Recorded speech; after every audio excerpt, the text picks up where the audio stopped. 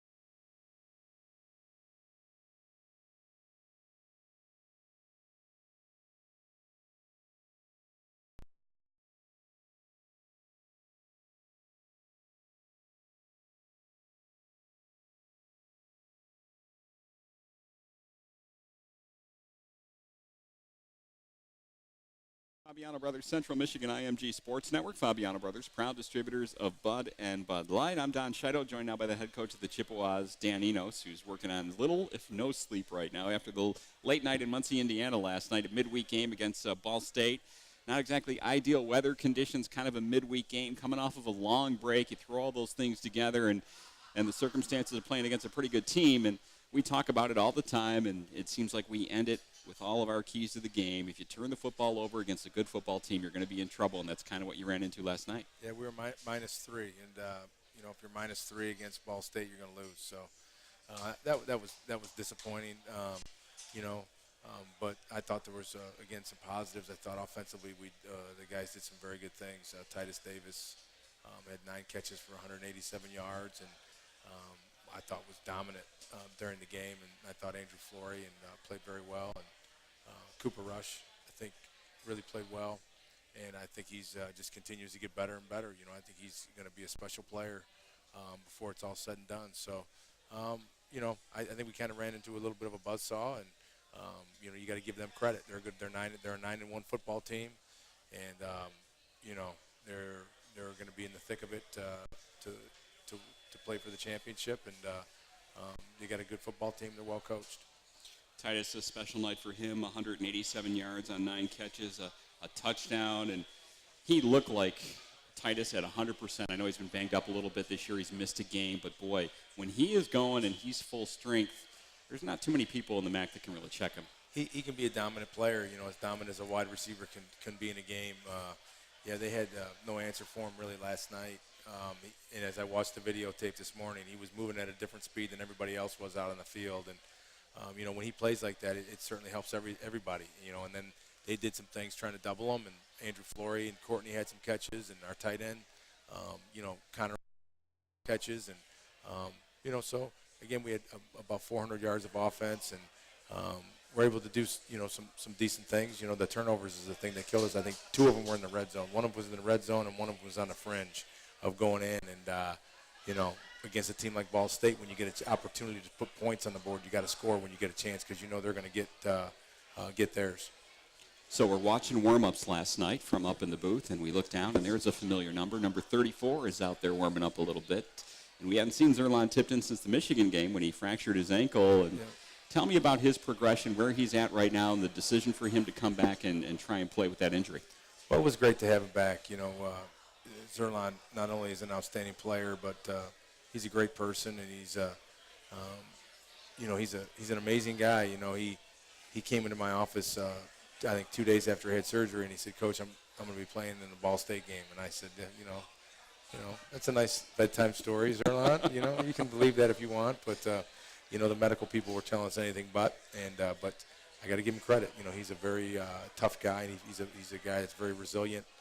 And he's basically willed himself back to health, and he's worked extremely hard. And he's practiced with us for the last week or so, and he was cleared to play, obviously. And we sat down, and Zerlon and I had several discussions. Him with his family, and then me with Zerlon, and he felt that at this time, this is what he wanted to do. He wanted to try to get his feet wet a little bit against Ball State, and try to help us win these last three football games. So it was really nice to have him back, and not only just him on the field, but his leadership and what he brings to the table in the locker room. Is the plan to ease him back in? His carries were somewhat limited last night. Used a lot of backs last night and kind of rotated them in and out. I would imagine as he gets healthier, we'll see more carries for him going forward? Absolutely. We didn't want to overdo him, and that wouldn't be fair to him, in a situation. The number one concern is about his health. That's the main thing. And he felt good, though. He had 5 carries. I think he had about 14 plays total. So he was able to get in there and get his feet wet, and I think he gained some confidence from being out there last night, even in a limited role. And certainly, as the season progresses, his role will continue to increase. Struggled a little bit last night to run the ball. When you went back and you've already looked at some of the film, what did you see as far as some of the things you need to work on in that regard? I thought they did a good job up front. I don't know if you noticed, but we saw a really extraordinary amount of zone pressures last night. Oh, yeah. We saw every zone pressure they had, and I think there was a reason for that. I think they were didn't think that they could do a good job holding up in their base defense, and I think they were trying to get pressure so that we wouldn't have time to find number 84 down the field a little bit, and I think they were trying to get after our freshman quarterback. But at the end of the day, some of those things presented some issues with the running game, just as things do. But we also missed some opportunities. We missed a cut early. I don't know if you remember the drive we ended up fumbling on. Maurice on a 3rd and 3 got tripped. Oh, If he yeah. picked his feet up, he's probably scoring on that going play. right through that hole. Yeah, and it's just so it was little things like that. But they really threw a lot of zone pressures at us, and then as the game, they got the lead. It's a little easier to play defense when you have a lead. And but I thought our guys again offensively continued to play extremely hard. First half and then through the second half, I thought they just continued to compete and play, and we were able to create some explosive plays, and the running game got on track a little bit. I think we ran the zone read with Cooper, and we've been working on that all year, and he's a little deceptive. He is. He can do those things. He's not RG3 by any stretch of the imagination, but he makes good decisions, and that's when you get a guy that can make good decisions in the zone read game. I think that's an area of our game that will continue to grow.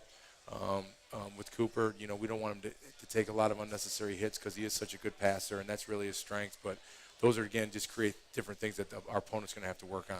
Is that one of those plays you've been sitting on for a while now and waiting for the perfect time to call it? But, boy, because, they went for it, that's for sure. Well, I know this. They weren't working on it all week in practice. So, yeah, we felt that, in this game that we could potentially run some zone read. And, their ends were really crashing down hard. And, especially with 34 back in the game, he was in on that play too. We knew that he would be drawing extra special attention, because we knew that when they saw him in there, we knew that he probably wasn't in there just to block. Mm-hmm. You know what I mean? So Sure. we were able to get an explosive play from it, but I think it's just another thing that Cooper Rush brings to the table, another thing that he can do.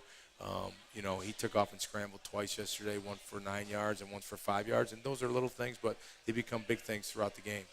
With all the different looks he got defensively last night, we commented on this on the air. We thought he did an extraordinary job, the way he played and the way you guys picked up all that stuff, and he kind of navigated his way through that. And maybe earlier on in the season he might not have been able to do that, huh? I agree. He's taken steps every week, and, he did. They threw a lot of stuff at him, and he did a great job. And, Mike Cummings, our offensive line coach, and the rest of our offensive coaches, I thought we had a very good plan for all the zone pressures that they brought. We were able to pick up, the Will in the corner. They brought the free safety in the Mike. They brought the Sam and the strong safety. They brought both inside backers, the Sam and the Mike. They threw it all at us, and really throughout the night we had I think one assignment where we took a sack because a guy actually missed an assignment, and everything else I thought was handled very well. But Cooper Rush for a freshman. The big thing is that other teams will see that. Teams will see that a team blitzed us heavily and that he was able to, as you said, navigate his way through it and get the ball out of his hands and get in. The other thing that was good about last night too is I know Titus had a big game, but there were other guys that were catching the football, and that's going to be a recipe for success as we finish out the season. What do you envision your running back situation looking like as we finish the final 3 games of the season? Is it going to be a rotation still? Yeah, I think all 3 of those guys have to play. Maurice, man, he runs hard. He you go last night, he plays at a different speed, and he's just he has a different running style than the other guys do. He has the ability to continue to move forward while he makes his cuts, and not a lot of guys can do that, and Maurice can. He obviously had a fumble, which is is unacceptable, and he's a freshman as well, and he's learning every week. But I tell you what, when he's in there, good things happen. When he touches the ball, he kind of got you on your seat, off that edge of your seat, like, okay, he might break every one that he touches. And then Saylor's a guy that, again, he's had 300 or 400-yard games for us. He's solid. He's a good back. And then Zerline. The problem is that there's not enough balls to go around. You got those 3, plus you're trying to get it to Titus and trying to get it to your tight ends and Andrew Flory and Courtney. And, it's a good problem to have, but we got to find a formula in there where all those 3 guys are getting their touches, and but they're able to get into the flow of the game. Well, you got some more time off now. You got 10 days before Western Michigan. Tell me about your message to the team last night, and tell me how you handle this extra little time that you have for Western. Well, we weren't not happy with the way we played. It's just I thought that especially on defense we played very tentative in the first half, and it was like we weren't playing fast. We weren't playing the same way we had played against Miami, and Ohio U, and even in the Northern Illinois game in the first 3 quarters, where we were flying around and hitting everything and getting on stuff, and even when people were completing balls on us, we were challenging them and those types of things. So that was very disappointing for the whole team and the whole group, and we let them know that. And but the big thing is you got to move on. You got to pick up and you got to go. And as I told them, I said nobody's going to feel sorry for you. Certainly not Western Michigan. They're not going to feel sorry for you. So we have no time to feel sorry for ourselves. We got to get it fixed. We got to get in the film room.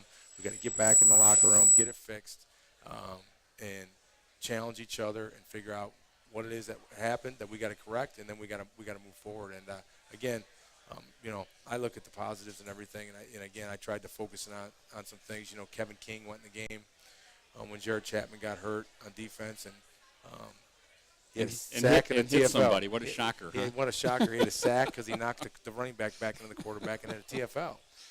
And Tony Anise came in and played safety, and he had 7 tackles. And these are both guys that haven't played a lot. Tony's a freshman, and so we got to continue to put those guys on the field. And our young quarterback continues to just really improve, and really just impresses me with the way he handles himself during each and every game, and the way he comes off the field and can articulate exactly what he saw. And Coach Watts and I have been around a lot of guys, and there's certain guys that kind of have that ability to move in the pocket, find a guy, know when to take off, and then can come back and tell you exactly what they saw and why they did things. And he's been impressive. I think he's got a very, very bright future. And these were some of the same things you saw on the scout team last year that encouraged you about Cooper, right? Absolutely. You got to remember, in our first ball game, here's a guy that was our 3rd string quarterback. And, here we are. I mean, how quickly the season can change and how quickly things happen. But he's a freshman, and you don't want to, if you don't have to, throw a guy into the fire as a freshman. And it just so happened that the circumstances worked out for him to get this opportunity. And he's taken off with it. He was 20 of 32 last night with 3 drops. And, and almost threw for 300 yards against a very good defensive football team, and really made some tremendous throws. And several of them, as I went back and watched today, he was getting hit after he let it go. He's tough. He's a tough guy. Well, less than ideal conditions last night. Now we move forward towards Western Michigan. Try and get some sleep, would you? I know you need a couple hours here and there, don't you? Yeah, we won't get any, but that's okay. That's okay. All right. Thanks so much for stopping by. Yeah, thanks, Tom. We appreciate it. Head coach of the Chippewas, Dan Enos. This segment presented by PNC Bank. PNC Bank, National Association, member FDIC. PNC Bank for the achiever in you. And Western Michigan will be a week from Saturday if you want to check your calendar. And make a note, too, it's an early game. It's a noon kick. So we encourage you to get down to Waldo down in Kalamazoo and support the Chippewas. All right, back with more on the CMU Sideliners on the Fabiano Brothers Central Michigan IMG Sports Network after this timeout. All right, guys, listen up. Before you step out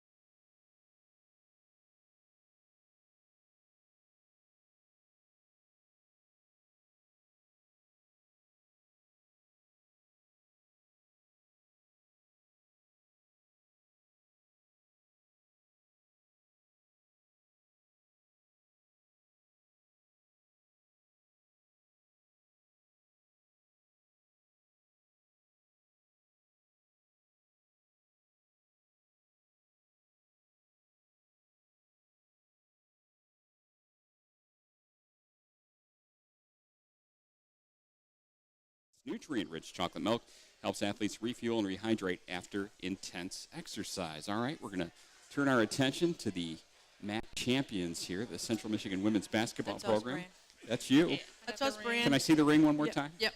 Very and nice. There's a couple of them right here, Don. Very nice. Head coach of the Chippewa Sioux Guevara is here. You brought a young lady with you that I know she's been around for a long time, but I'm not sure we get another year? I'm not sure or she two? has any eligibility left. You know what? I really wish we could have petitioned the NCAA and get a sixth year out of Brandy, but she's professional now. She makes money now playing basketball, so I don't know if they would grant that for us. Brandy Baker is here. Good to have you back. Good to be back. Tell me about what you're up to right now for the folks that don't know. Oh, well, I just got back from playing in Ecuador last night and a 2-month season. It was a pretty good season. We lost in the semifinals. I did pretty good, though, so I'm pretty sure I'll find somewhere else to play maybe in January. Excellent. Average 22 points a game. That's a pretty good season. That's a pretty good season. Yeah, not bad at all. Uh-huh. Well, good to have you back. What's it like to be back? I feel great. I love being back. People who speak English and, food I know, people I know. The weather isn't the best, but this is like home to me, so Absolutely. I'm happy. Yeah, a little change in climate for you, huh? In a hurry. Definitely. Tell me about your season. You're going to start at UMass on Sunday, right? We are. When you headed out? We're going to practice tomorrow morning, and we leave at 1:30, fly out of Detroit, and get into UMass or get into Amherst tomorrow. And we play at 1 o'clock Sunday afternoon. Folks who don't know, UMass is a conference affiliate for football, but not for basketball. So this is a non-conference game, right? It is a non-conference game, but because it's an affiliation with football, we are required to play so many women's basketball, women's basketball that I know against them. So we open. They play Western Michigan Friday. They have us on Sunday, and then next year we open with UMass here at home. Oh, okay. So kind of like what we had with Temple when Temple was in the league for football.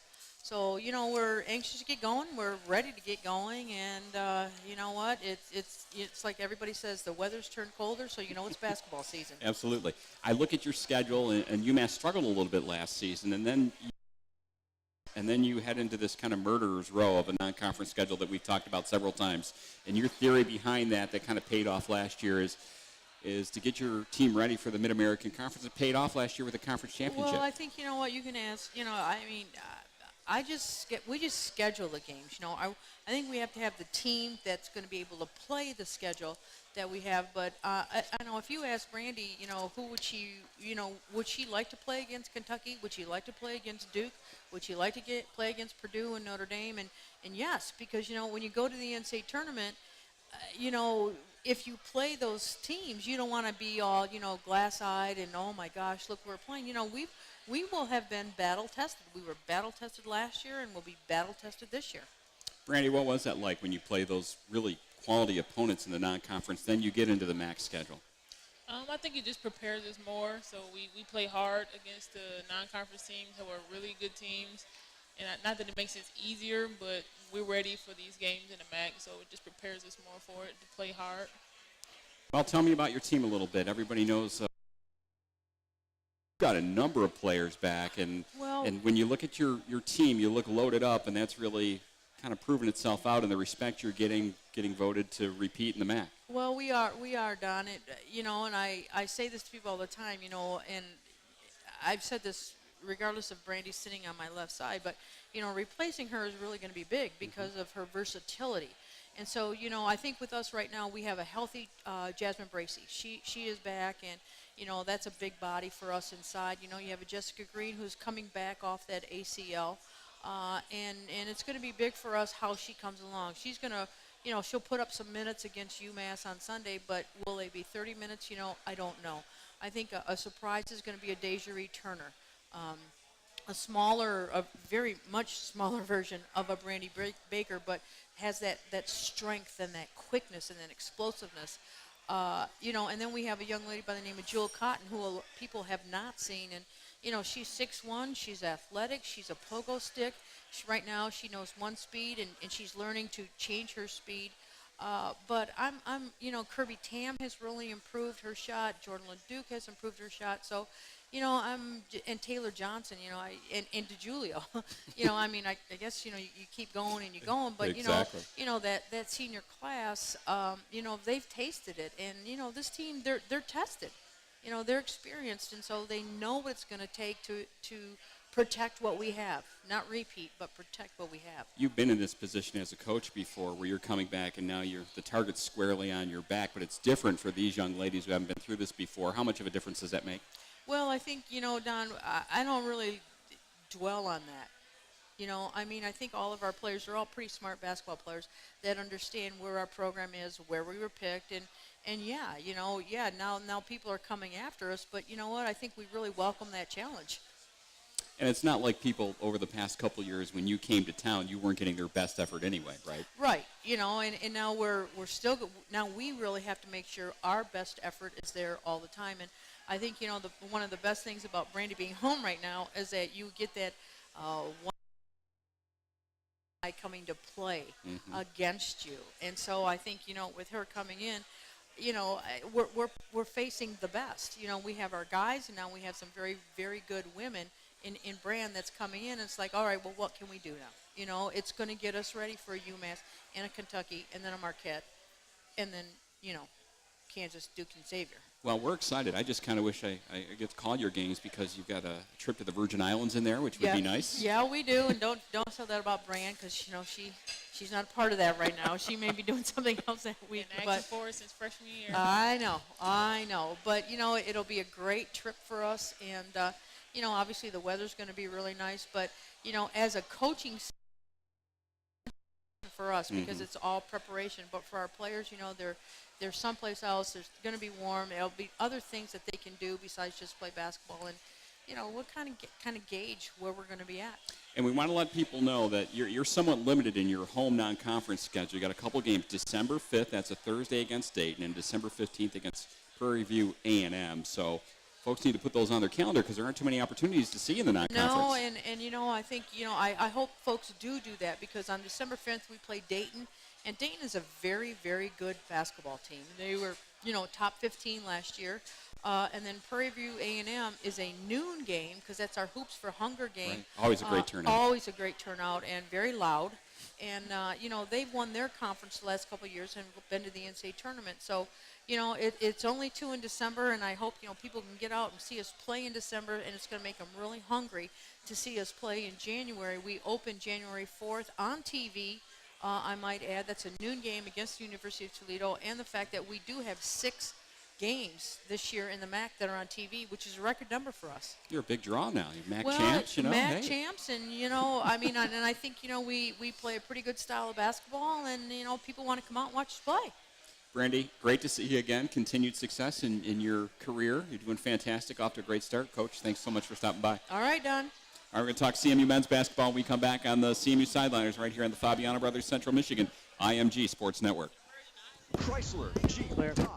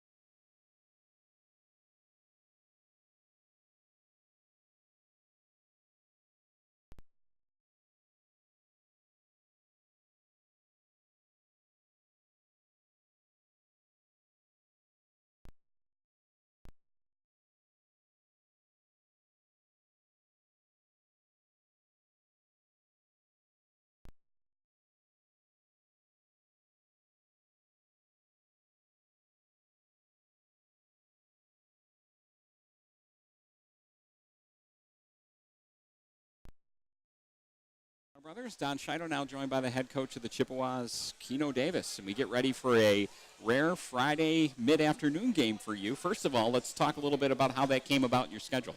Well, it's the opening weekend, and we wanted to have a home game. And through some quirks in the scheduling, volleyball has they're hosting Friday night and Saturday night. Right. And so we had a choice. One was to try to play in the afternoon. The other is to go on the road. And last year we played very well, played very hard at the University of Iowa, but thought that kind of hurt us in trying to develop a young team early. And so to play an afternoon game, I said, well, we'll really market it towards our students, towards our faculty and staff, and see if we can get a good commitment from them and move on. You did this last year where you met with a group of students, and I noticed that you did that again this year. Tell me about the student involvement, and now in year 2, how you've been able to move that along a little bit. Well, I think when you look at the last 10 years of the CMU men's basketball program, you look at why hasn't the fan support been there, especially from the student side. Well, one, you could look to winning, and of course that's a part of it. But I think the other thing is you've had a lack of home games in the non-conference part of the schedule, especially while your students are there. So what we did is we really focused on trying to get November games and looking at having 6 November games for our students, I think is really going to reap rewards for us, reap benefits. Although we don't have any December games, hopefully we can get off to a fast start and we can really develop a student section that can support our team and help us win some of those close games. And really one of the keys is maybe getting some of those kids that haven't come out to a game to get them go to 1 or 2. And that's kind of a habit for them, too. They enjoy it. You guys are fun to watch with the way you get up and down the court.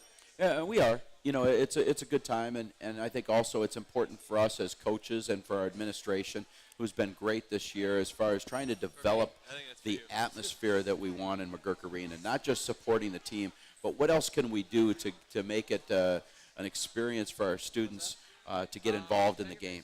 And so we've been meeting with them, and they're coming up with different ideas, different chants, different cheers, different things to do when the other team's shooting free throws or they get introduced. And I think that's what you want to leave, college experience with, some of being able to go out and support football and go support women's basketball, go support volleyball, but don't just go to the games, be involved in it.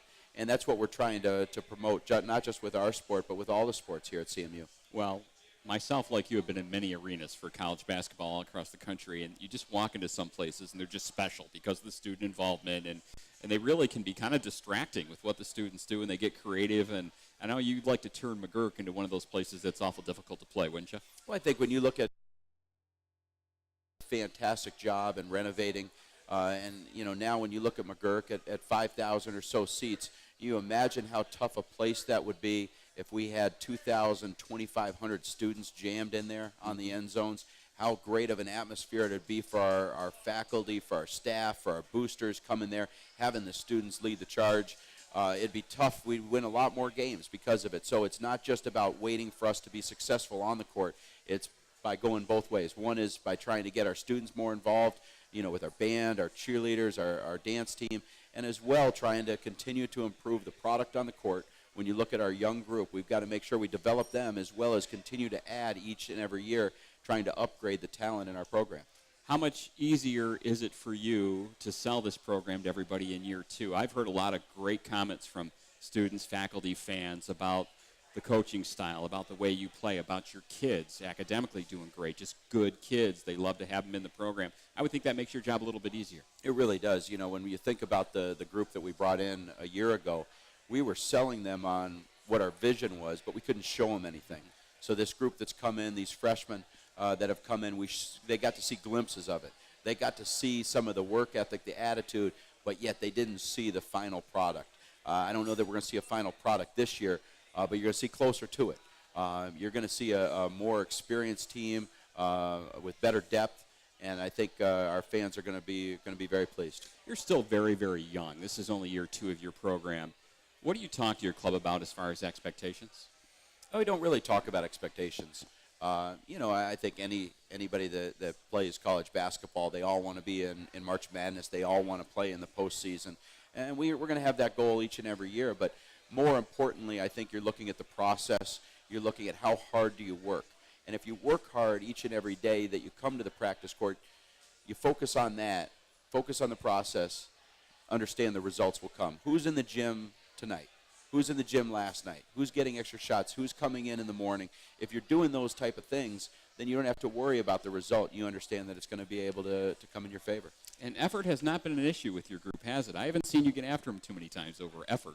Well, some of those practices you don't see. That's that, right. That is true. I try not to be one of those coaches that yells all the time because I feel like your student athletes can kind of, get drowned out by the noise if you always. But when I do raise my voice or let my concerns be known, I feel like they are able to quickly respond.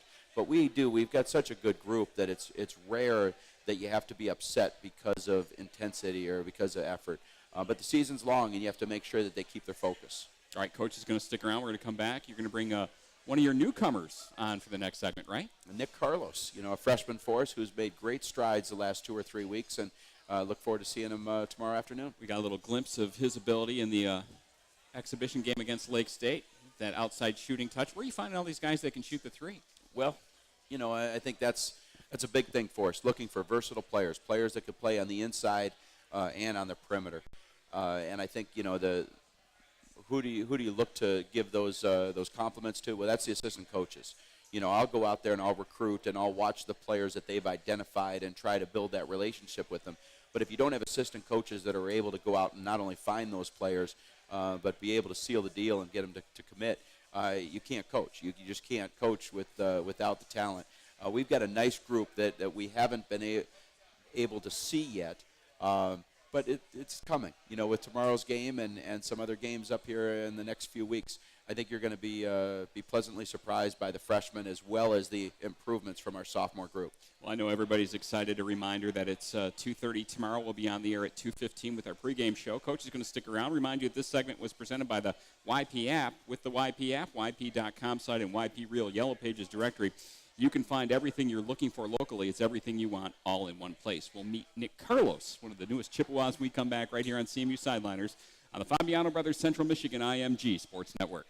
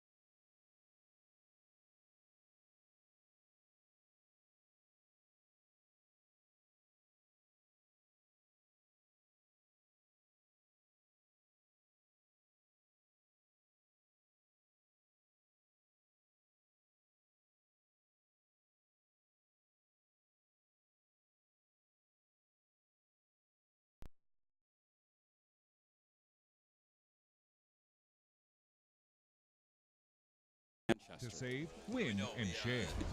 CMU. They shoot.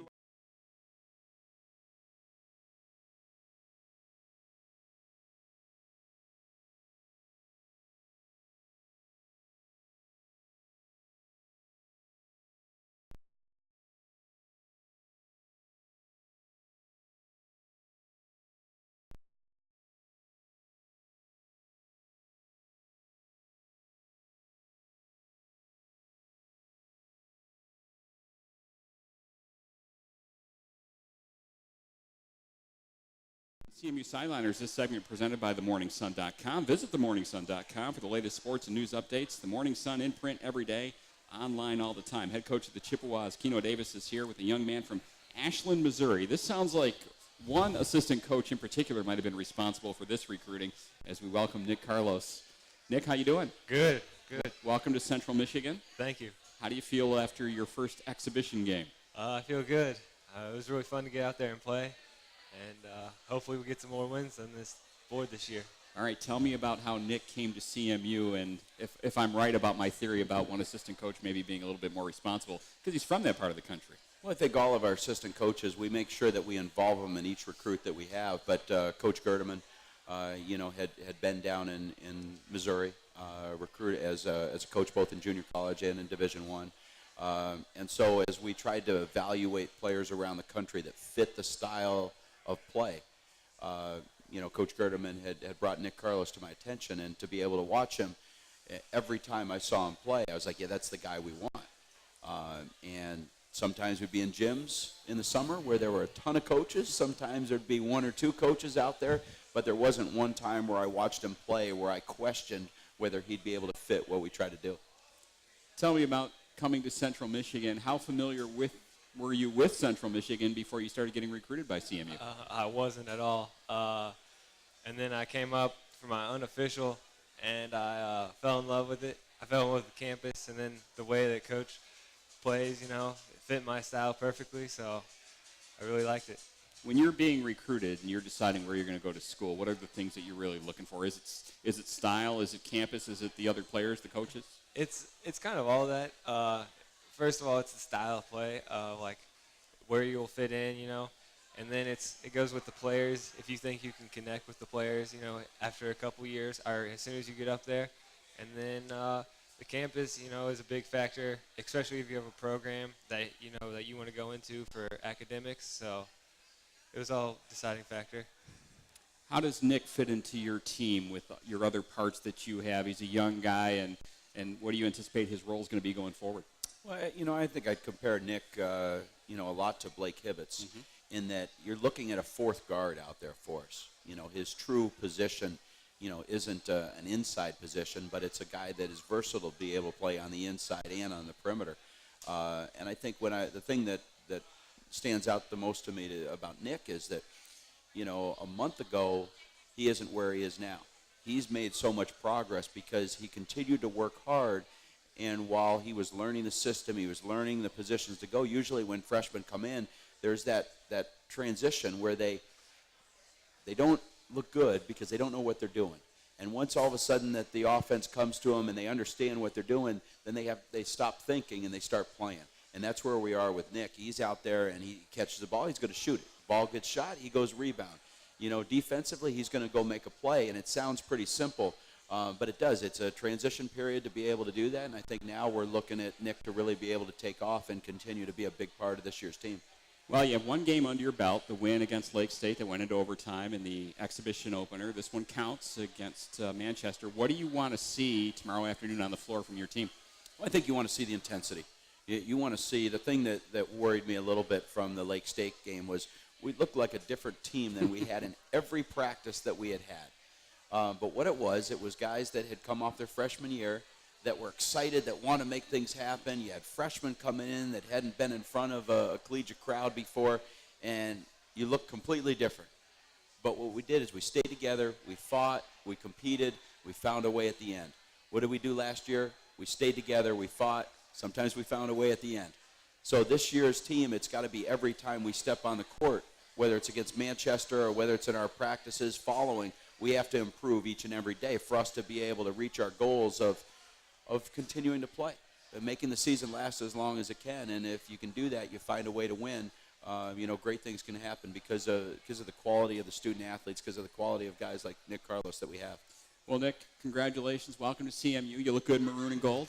Thank you. Colors suit you very well, Coach. We'll see you tomorrow afternoon, and want everybody to come on out. Yeah. Take an early weekend, get out there early, and enjoy the ball game. Like I said, you have my permission. Get out of work. You're going to be writing notes for everybody? Yeah, sure. I'll write you a note. We'll send that in. But, I think our fans do a great job of coming and supporting us whenever they can. And I understand if they can't make it on, tomorrow with the work week. But we're going to continue to try to schedule and develop our schedule to be able to fit our fans and fit our program for the future. So I thank them for the support. Thanks for the time tonight. We'll see you tomorrow afternoon against Manchester at 2:30. Sounds good. Head coach of the Chippewas, Keno Davis, and newcomer Nick Carlos from Missouri, who'll be an important part of the Chippewas this season. All right, we'll talk a little Central Michigan volleyball. A couple matches for the Chippewas coming up this weekend after this timeout on the Fabiano Brothers Central Michigan IMG Sports Network.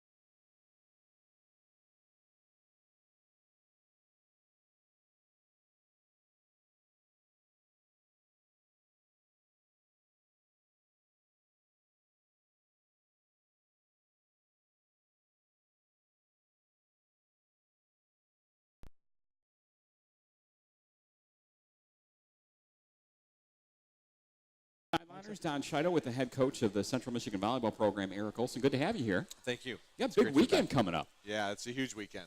No football. You kind of got center stage here. You got a basketball game that leads up nicely into your match tomorrow night. And I know you want to encourage folks to come on out because as it stands right now, your club is fighting to get into that MAC tournament, right? Yeah, I mean, you're always fighting for that next W. But this is an important weekend for us. We have two teams that we know we can play with. And, it's always tough to play these Northern and Western on the road. But at home, we usually have a very comfortable it's much more comfortable for us to play. Why these is teams. that in volleyball that there's such a home court advantage, if you will? Well, in years past, I don't think we've been very comfortable on the road, and this year not so much. But it's a game of momentum, and that's the bottom line. And we've starting last year, we had a really good home record, and really got some great things going with our super fans and. Just some new traditions with the wobble dance at the end of the night with a win, and so just a lot of good things. And McGurk Arena is such a great place to play, and it's right on top. The fans are right on top of the court, so it's definitely a home court advantage. If you had to point to a couple things where you feel like you need to get better to secure that spot in the MAC tournament, maybe more importantly, make a run in the MAC tournament, what are you looking at? Well, The one area that we've really come a long ways is defense. Our blocking was last in the league at the beginning of the MAC season, and now we're fifth. So that's huge. And defensively, we came a long ways too, digging.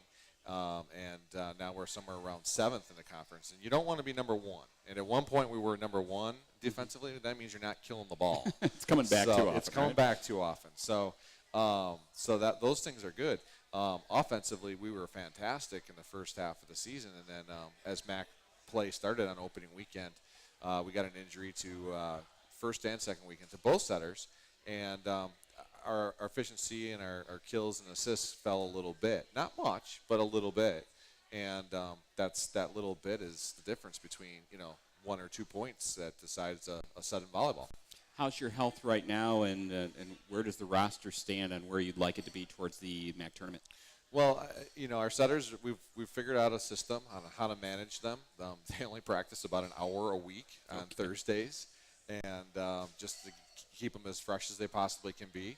We're working the rest of the team really hard, making them fight, and then training them to be efficient when they do get that time with the setters. So. You combine those two, and then we don't ever get to see the product in practice right now, though. So you put those two things together, and hope it all goes well. And we really had Toledo on the ropes on the road last weekend, up 2-1. We had 17 team blocks. I didn't think we'd ever say that when we were ranked 12th in the conference in blocking, and so and a couple plays literally here or there, and we win that set in 4. And they're second in the West Division right now. So. And they've beaten every team except Ohio, Eastern, and us. So that's how tight this conference is right now. So once you get into the MAC tournament, it's whoever gets on a roll, huh? We want to get there, and we are confident because of our past history that we can get it going. But you just got to go moment by moment and take advantage of what's in front of us. Okay, talk to me a little bit about Northern Illinois. They will be the first team that you see on Friday night at 7:30. Yeah, two really good outside hitters and a very good middle blocker. But they like to set the outsides a lot, and you definitely can key on different parts of the court for them. Passing wise, they're up and down, so there's streaks of points. So. That's kind of them. They serve fairly tough, but they're the type of team that gets you out of system when the ball is off the net, so we can't run our offense. But they're a team that also we can be in system. So when they're hot, they're very dangerous. When they're not, you can open it up and take it to them. Western Michigan, on the other hand, is just a team that plays. Mm-hmm. They don't really do anything phenomenal, but they know how to play the game. I don't know what kind of system they really have. It kind of ebbs and flows. They have completely different personnel in different positions from the first time we played them out on the court today. So we have a brand new scouting report against them, and we've seen, we're prepared for 8 to 9 different hitters that go on the floor for them. So. And that's 7 o'clock Saturday night. That's senior night for you. Senior and alumni. So we have a lot of alumni coming back, which is great to see. That's fantastic. A lot of older ones and a lot of younger ones, which is great. And then we're honoring our seniors. And Friday nights the 7:30 starts, which is unusual because of the basketball game. Right. So we're hoping to piggyback off of that certainly and have a great environment both nights. Okay, tell me about the 2 young ladies that are coming up next. Well, Jenna Coates is overall ranked number 1 in digs per set, and in conference play second in digs per set. She's ranked 14th in the country nationally, amazing. And she's been in that top 15 pretty much all season. And Hallie Enderly has won the right side as a junior this year. Has been a really key contributor for us over the last 2 years, but bouncing in and out of the starting lineup. And now she secured that right side position that Val DeWeird played over the last 4 years prior. And she's a huge block. Our blocking went from, in the last, we were 1.6 blocks per set earlier in the season. In our last 6 matches, we're at 2.3 blocks per set. That's a huge increase. And Hallie changes that game a lot with her block setup, and she's 6'3", and she gets up, and if she doesn't stuff the block, she's touching the ball and slowing it down so our defense can dig balls. So these 2 are both very passionate players, and just, kind of bleed CMU. Well, thank you so much for taking some time for us tonight. Best of luck this weekend. Encourage everybody to come out 7:30 on Friday after the basketball game, and then 7 o'clock on Saturday. And go get those Broncos, okay?